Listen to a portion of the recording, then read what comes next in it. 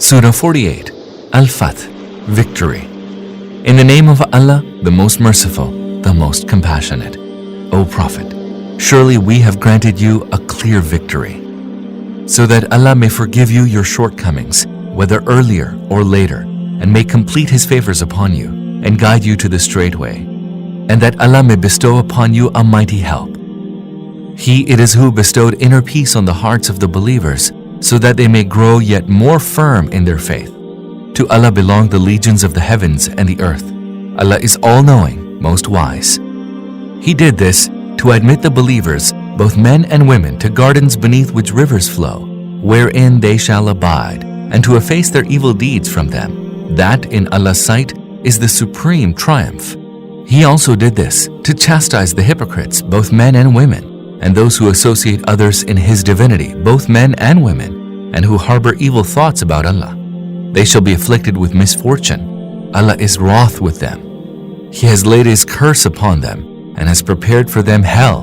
What an evil end! To Allah belong the legions of the heavens and the earth. Allah is most mighty, most wise.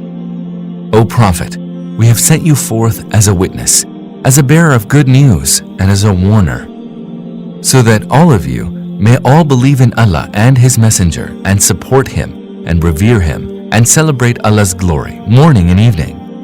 Those who swore fealty to you, O Prophet, in fact swore fealty to Allah. The hand of Allah is above their hands, so whoever breaks His covenant breaks it to his own hurt, and whoever fulfills the covenant that he made with Allah, He will bestow on him a great reward. O Prophet, the Bedouins who are left behind say to you, we were occupied with our goods and families, so ask forgiveness for us. They say with their tongues what is not in their hearts. Say to them, who can be of any avail to you against Allah if He should intend to cause you any harm or confer upon you any benefit? Allah is well aware of all that you do. But the truth is not what you say. You had imagined that the Messenger and the believers would never return to their families, and this notion was embellished in your hearts. You harbored an evil thought, and you are an immensely evil people. As for those who do not believe in Allah and His Messenger, for such unbelievers we have prepared a blazing fire. To Allah belongs the kingdom of the heavens and the earth. He forgives whom He pleases and chastises whom He pleases. He is most forgiving, most compassionate.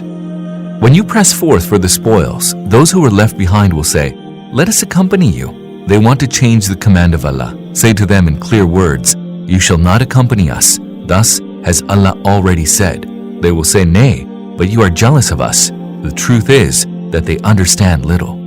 Say to the Bedouins who were left behind, you will be called against those who possess great might and be asked to fight against them unless they surrender. If you obey the command to fight, Allah will bestow upon you a goodly reward. But if you turn away, as you turned away before, He shall inflict upon you a grievous chastisement. There is no blame on the blind, nor on the lame, nor on the sick, if they do not go forth to fight. Allah will admit those who obey Allah and His Messenger to the gardens beneath which rivers flow, and will inflict a grievous chastisement on those who turn away. Allah was much pleased with the believers when they swore fealty to you under the tree. He knew what was in their hearts, so He bestowed inner peace upon them, and rewarded them with a victory near at hand. And with abundant spoils which they shall acquire, Allah is most mighty, most wise. Allah has promised you abundant spoils which you shall acquire. He has instantly granted you this victory, and has restrained the hands of people from you, that it may be a sign for the believers, and He may guide you to a straight way. He also promises you other spoils which you have not yet taken, but Allah has encompassed them. Allah has power over everything. Had the unbelievers fought against you at that time, they would have turned their backs in flight, and would have found none to protect or help them. Such is Allah's way that has come down from the past. Never shall you find any change in the way of Allah. He it is who restrained their hands from you, and your hands from them in the valley of Makkah, even though He had made you victorious against them. Allah was watching all that you did.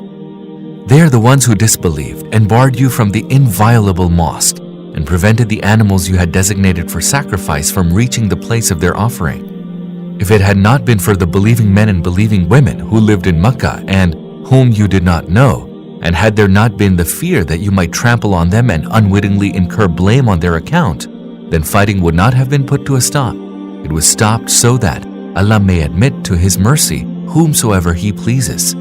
Had those believers been separated from the rest, we would certainly have inflicted a grievous chastisement on those of them, i.e. the Makkans who disbelieved. This is why, when the unbelievers set in their hearts a fierce bigotry, the bigotry of ignorance, Allah bestowed inner peace upon His Messenger and upon the believers, and made the word of piety binding on them. They were more deserving and worthier thereof. Allah has knowledge of everything. Allah indeed showed His Messenger the true vision, one fully in accord with reality. If Allah so wills, you shall certainly enter the inviolable mosque in full security. You will shave your heads and cut your hair short, and do so without any fear. He knew what you did not know, and He granted you a victory near at hand, even before the fulfillment of the vision. He it is who sent His Messenger with the true guidance and the religion of truth, that He may make it prevail over every religion. Sufficient is Allah as a witness to this. Muhammad is Allah's messenger, and those who are with him are firm with the unbelievers, but compassionate with one another. You see them occupied in bowing and prostrating, and in seeking Allah's bounty and good pleasure. They are distinguished from others by the marks of prostration on their faces. Thus are they described in the Torah, and their parable in the Gospel is that of a tilth that puts forth its shoot, then strengthens it so that it becomes stout and stands firmly on its stem. This is a sight pleasing to the sowers, and one by which the unbelievers will be enraged. As for those who believe and do righteous deeds, Allah has promised them forgiveness and a great reward.